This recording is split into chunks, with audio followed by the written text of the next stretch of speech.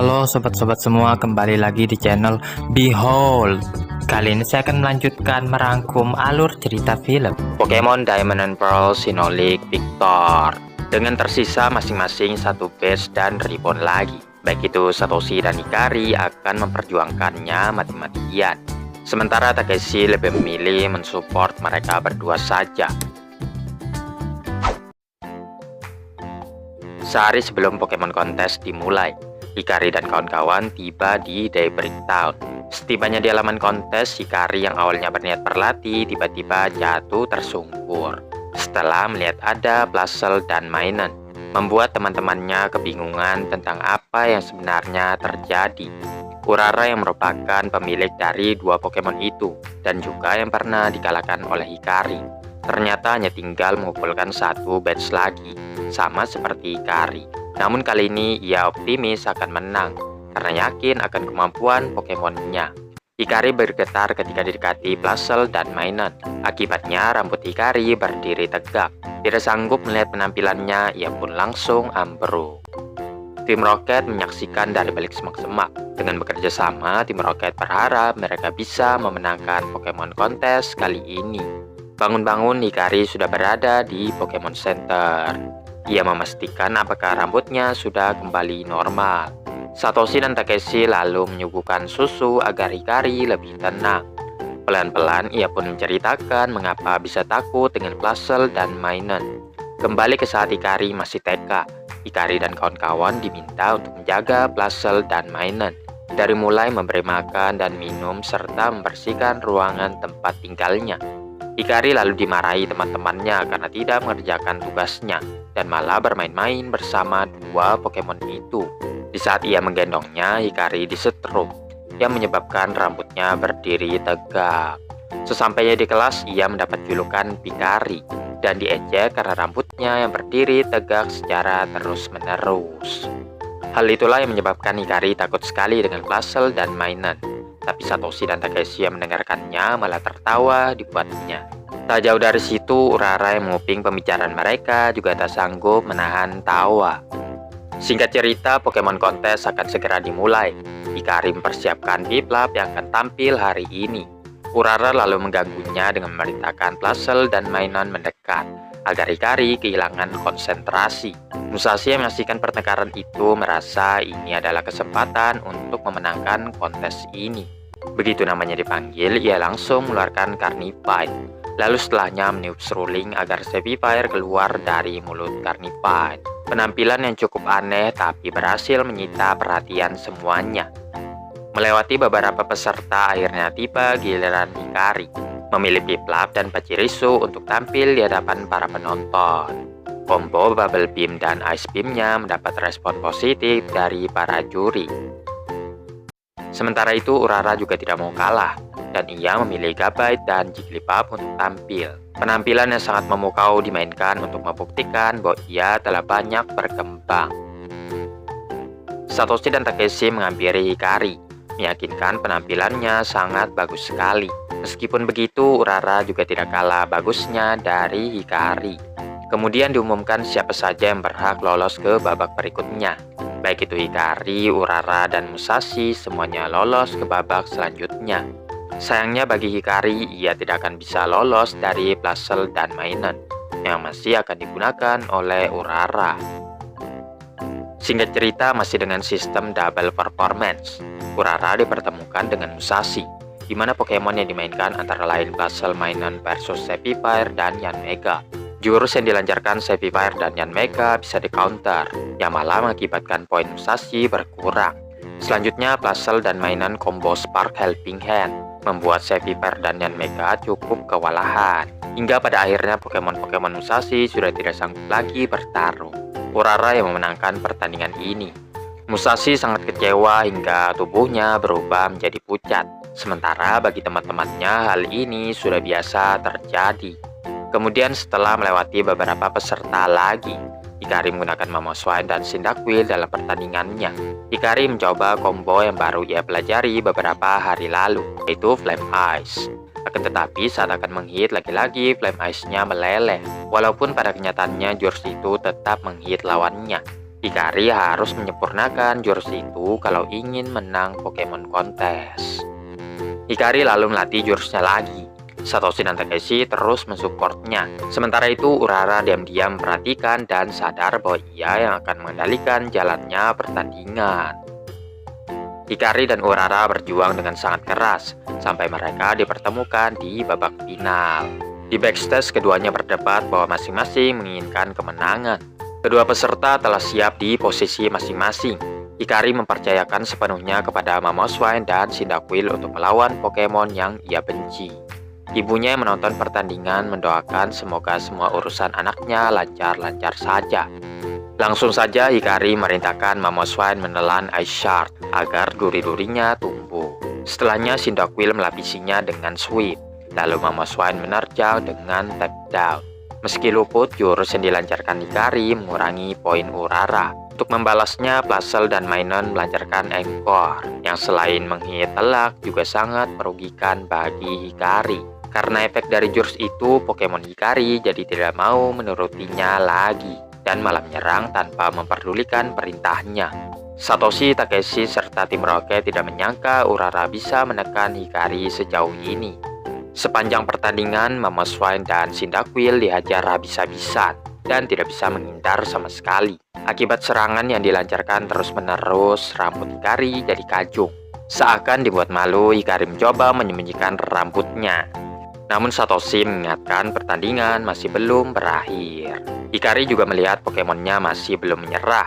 Setelah merapikan rambutnya, Hikari merintahkan Pokemonnya untuk saling menyerang, yang membuat semuanya terkejut akan keputusan Hikari. Ternyata Hikari sengaja melakukannya untuk menghilangkan efek Encore. Urara kagum akan tindakan Hikari, namun perlu diketahui waktu sebentar lagi akan habis. Urara merintahkan Plusle dan Minun Charge Beam yang mampu dihindari oleh Mamoswine dan Cyndaquil. Satu-satunya cara mengalahkan lawannya adalah dengan Flame Ice. Di saat terdesak, Flame Ice kini telah sempurna dan menghit Plusle dan Minun, mengakibatkan Urara kehilangan setengah dari poinnya. Belum selesai sampai di situ, Cyndaquil melancarkan Smoke Screen agar Plusle dan Minun tak sempat mengambil tindakan. Selanjutnya Mamoswine menyambutnya dengan Hidden Power, sementara Cyndaquil menghadiahkan Sweep untuk membalas perbuatan Plusle dan Minun sebelumnya. Berniat melancarkan serangan, tiba-tiba saja waktu dinyatakan telah habis. Dengan Hikari yang lebih unggul poinnya, ia pun dinyatakan sebagai pemenangnya. Urara pun sedikit lebih bisa menerima kekalahannya kali ini. Juri lalu menyerahkan ribbon kepada sang pemenang. Dengan begini lengkaplah sudah ribbon Hikari, hingga ia bisa mendaftar Grand Festival. Di backstage Hikari berganti pakaian. Urara menghampiri, mengatakan Hikari sangat beruntung karena tidak akan berhadapan dengannya saat di Grand Festival. Musashi lalu datang menantangnya, karena mereka berdua yang kini akan berjuang agar bisa sampai ke Grand Festival sama seperti Hikari. Di luar, Hikari disambut lagi oleh teman-temannya. Dengan jurus barunya itu, Hikari yakin ia akan bisa memenangkan Grand Festival. Satoshi dan kawan-kawan yang melanjutkan perjalanan melihat kerumunan orang sedang menyaksikan Pokemon Battle. Mereka pun memutuskan untuk melihatnya, yang ternyata Jun yang sedang bertarung.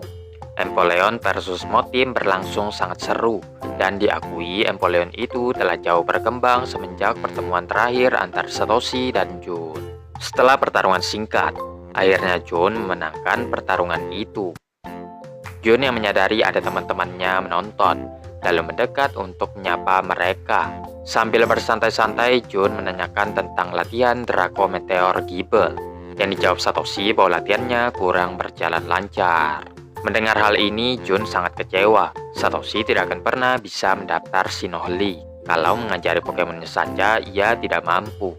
Berbeda dengan Satoshi, Jun telah mengumpulkan semua badge termasuk yang belum didapatkan Satoshi. Dan ia bilang gym Sunnyshore City adalah yang paling menarik di antara semuanya. Satoshi meresponnya dengan tenang, bahwa sebentar lagi ia juga akan mendapatkan badge terakhirnya. Sementara itu, tim Rocket sedang berdiskusi untuk rencana selanjutnya. Mereka mendiskusikan berbagai kesalahan yang sering dilakukan saat hendak menangkap Pikachu. Kali ini mereka berencana menjebak Satoshi dan kawan-kawan terlebih dulu, agar lebih mudah mencuri Pikachu. Sepakat, tim Rocket pun siap menjalankan aksi mereka. Satoshi dan kawan-kawan sekarang berada di Pokemon Center. Kegiatan yang tidak boleh terlewat adalah Takeshi harus merayu Suster Joy. Kan tetapi Kuragung siap siaga menunaikan kewajibannya. Kebetulan di situ ada Shinji yang sudah lama sekali tidak terlihat semenjak pertarungan terakhirnya melawan Satoshi. Jun yang begitu mengidolakan Shinji langsung menantangnya saat itu juga. Namun Shinji menolak dikarenakan saat ini ingin fokus dengan Sinnoh League dan tidak ingin mengambil resiko melukai Pokemon-Pokemonnya. Selain Satoshi yang sudah tahu Shinji telah mengumpulkan seluruh badge, Shinji lantas mengatakan ia kecewa sekali dengan gym Suniswar City, berbanding terbalik dengan perkataan Jun sebelumnya. Shinji mengatakan gym itulah yang paling jelek di antara yang lain. Setelah kepergian Shinji, Satoshi pun menceritakan bahwa ia pernah bertarung full battle melawan Shinji. Dan di pertarungan berikutnya, Satoshi berjanji ia akan mengalahkan Shinji. Kemudian diumumkan Grand Festival yang akan digelar di Lake Palor. Diharapkan para peserta yang ingin mendaftar untuk segera mengumpulkan semua reward. Hikari jadi semakin tak sabar untuk mendaftarnya. Sebelum itu, Satoshi dan Jun ingin mengadakan pertarungan dulu. Dan juga tim Rocket yang tertarik dengan Pokemon Kontes tidak melupakan rencana mereka untuk menangkap Pikachu. Sudah diputuskan sistem pertarungannya 3 versus 3. Pertama-tama, Empoleon akan berhadapan dengan Monferno. Shinji yang kebetulan lewat memutuskan untuk menyaksikan pertarungan itu. Meskipun Monferno lemah terhadap tipe air, tapi ia bisa mendaratkan serangan pertama. Berikutnya Monferno terus melancarkan serangannya. Akan tetapi Empoleon menghitnya dengan Hydro Cannon, hingga Monferno terlempar sangat jauh. Satoshi yang hendak mencarinya malah ditangkap tim Rocket. Bersamaan dengan teman-temannya, mereka semua pun dikurung di dalam gelembung anti listrik. Sekarang mudah bagi tim Rocket untuk meringkus para Pokemon. Namun seketika muncul Monferno yang kini telah mengaktifkan ability Blast.